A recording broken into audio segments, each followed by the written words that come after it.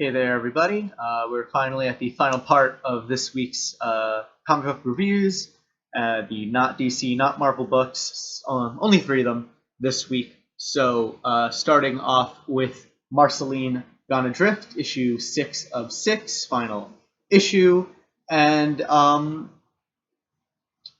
just very short opinion, it's a very, very sweet book. It's a book about two characters, Marceline and Princess Bubblegum, who, honestly, they're presented as more than friends.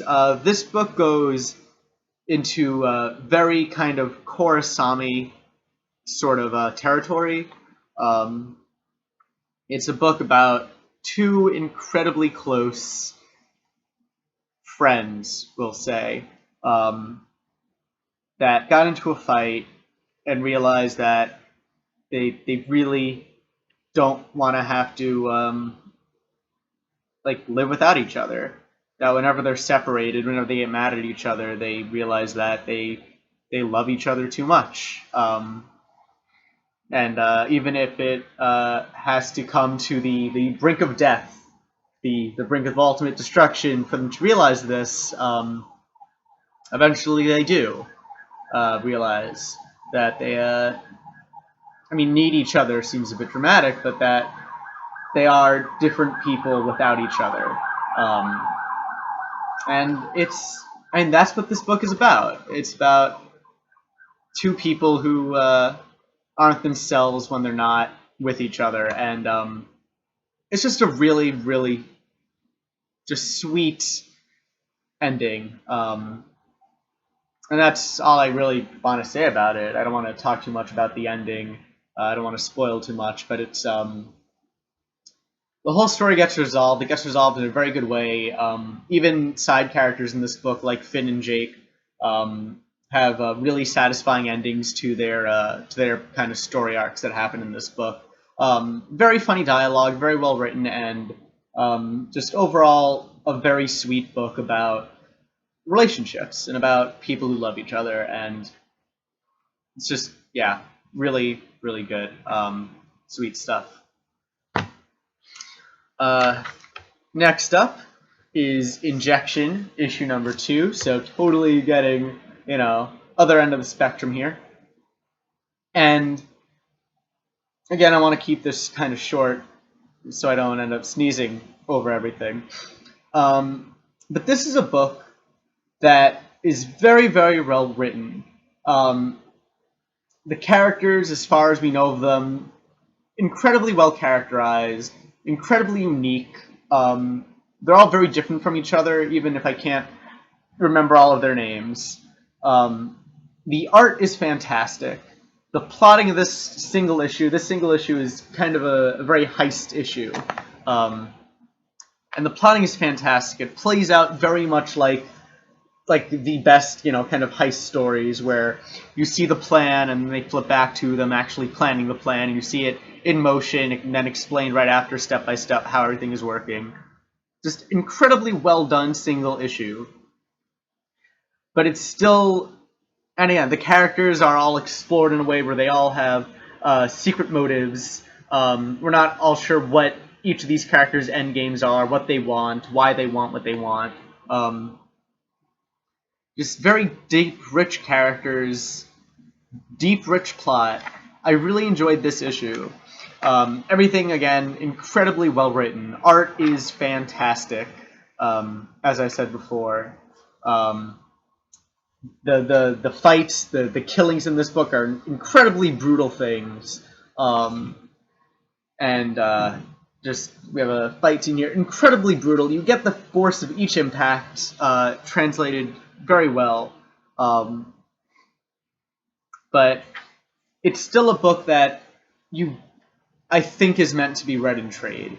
It's a comic that, as 2 issues in, still not that far in, but I feel confident enough to say it's a book that is a very slow burn, and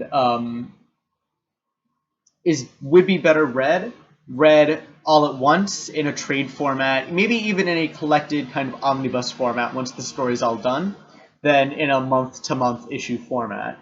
Because month-to-month, you're going to forget things that are going on. You're probably going to lose track of some story threads. You're probably going to lose track of some characters. And at this point, they're still developing all the characters. They're still developing all the plot threads. So you're not even sure what you're losing track of yet.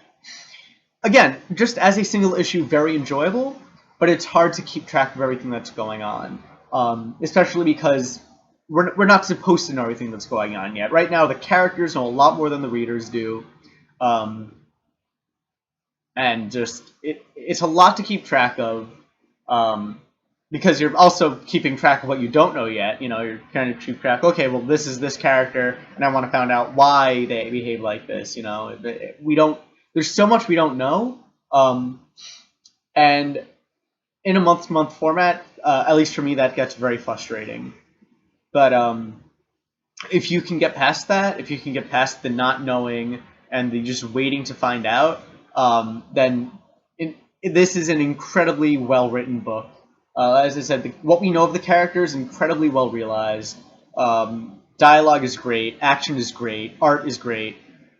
It's just the overall structure that that I think would work better all at once instead of drip-fed. And moving on now to Saga. And I really, again, I can't say enough about Saga. So good. One of the best books coming out right now. And issue 29 just... It delivers everything you expect from Saga. It delivers good action, great characters, great dialogue, a lot of not safe for work stuff that I can't really show you, but that is just great, funny stuff. But of course, with pretty much every other issue of Saga, an ending that just breaks your heart. And this is very swift. One thing I will say about the ending to this issue in particular, it is a very swift tragedy. It's not drawn out. It's something that happens in a snap, and then you realize, oh, that happened, and then you think, oh, the character's now going to have to live with that, knowing that happened, and that's what this book is great at. It's great at delivering those emotional punches to the gut. Yeah, just everything about this works. Just read Saga. Everything works. The art is fantastic. The characters are great. The dialogue is great. And the story is moving on at an excellent clip. Things are happening. They're not being drawn out. We're past the point of exposition, and now we're just getting to, the dominoes falling down. We start with a prisoner exchange between the Last Revolution, which are the freedom fighters, trading Hazel for their own prisoners of war. And a really great part about this opening is during the trade, the leader of Wreath sees Dango in the background, and is like, oh, we're calling this off. Because their racism is so deep-seated that even when they have the thing they want, they have Hazel in their grasp, that they got Hazel by working with one of the robots, completely invalidates the whole venture.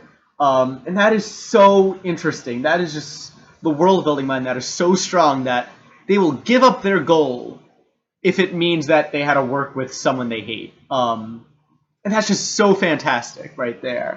That is so just deep and interesting right there. But that's what Saga delivers on. It delivers on these fully realized things. Like, it seems ridiculous, to think like this is what this whole book is about, and they just give it all up because they're racism. But it makes so much sense. It's so fantastic, but at the same time realistic. Like, that's happened. Racism has cost people their own goals, it's so real. Despite all the aliens and all that, it's just so real. We also catch up with with Sophie, Gwendolyn, and the Brand on their hunt for dragon semen in order to revive, what's his name? I forget. I forget his name. Anyway, in order to revive the Brand's brother, the quest for magical reviving dragon semen, and that, well, they find the male dragon, but I unfortunately cannot show you a picture of it because it is very not safe for work. And then we have Marco and Prince Robot, and these, again, more interesting just character dynamics.